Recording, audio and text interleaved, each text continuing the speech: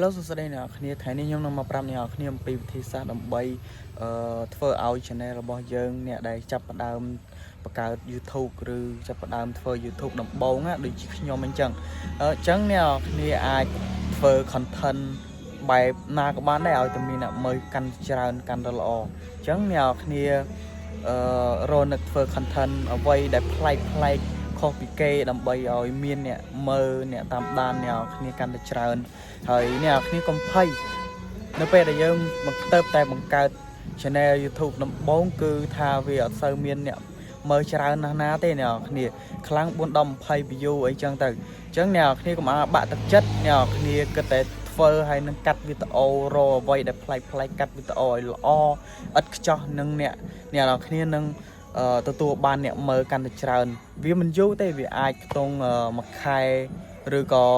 មួយឆ្នាំអីចឹងទៅអ្នកគ្នាអញ្ចឹងអ្នកគ្នាអាចធ្វើ content បែបណាក៏បានដែរអ្នកគ្នាជួយចុច subscribe channel ខ្ញុំម្នាក់មួយផងដើម្បីវីដេអូក្រោយៗខ្ញុំនឹងប្រាប់អ្នកគ្នាអំពីវិធីសាស្ត្រដើម្បី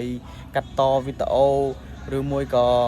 មាន content អីដែលប្លែកនឹងយកមកឲ្យអ្នកគ្នាធ្វើតាមហើយយើងរកលុយក្នុង YouTube នេះអ្នកគ្នាហើយយើងឆាប់បានគ្រប់កោកាឆាប់បាន subscribe 1k subscribe អ្នកគ្នាអញ្ចឹងថ្ងៃនេះខ្ញុំនឹងមកប្រាប់អ្នកគ្នាអំពីវិធីសាស្ត្រមួយគឺថាខ្ញុំបានឃើញហ្គេមមួយនេះកំពុងតែល្បី viral ខ្លាំងមែនតើអ្នកគ្នាមានតាំងពីប្រទេសយើងប្រទេសខ្មែរប្រទេសគ្រប់និយាយរួមទៅគ្រប់ប្រទេសអ្នកគ្នាដែលគេមកលេងហ្គេមហ្នឹងអ្នកគ្នាអញ្ចឹងហើយបានខ្ញុំចង់ប្រាប់អ្នកគ្នាអំពីហ្គេមមួយហ្នឹងដើម្បីឲ្យអ្នកគ្នាយកមកអនុវត្តធ្វើដូចគេអញ្ចឹងទៅហើយបញ្ចូលសលេងចូលអីទៅអញ្ចឹងទៅអ្នកគ្នាអញ្ចឹងគឺថា view គេរាប់ម៉ឺនរាប់ពាន់អ្នកគ្នាគឺថា view ច្រើនខ្លាំងមែនតើខ្ញុំគ្រប់ត្រូលឲ្យអ្នកគ្នាធ្វើពីអាហ្នឹងផងដែរឬមួយក៏អ្នកគ្នាមានចំណាប់អារម្មណ៍នៅការថតវីដេអូផ្សេងដូចជាការបោះតង់តាមព្រៃអីចឹងទៅអ្នកគ្នាអញ្ចឹងអ្នកគ្នាគួរតែចាប់ផ្ដើមហើយធ្វើឲ្យវាល្អឥតខ្ចោះវាមិនល្អឥតខ្ចោះណាស់ម៉ានអ្នកគ្នាធ្វើតែល្មមទៅឲ្យតែវីដេអូយើងរៀងតាក់ទាញគេនឹងចូលមើល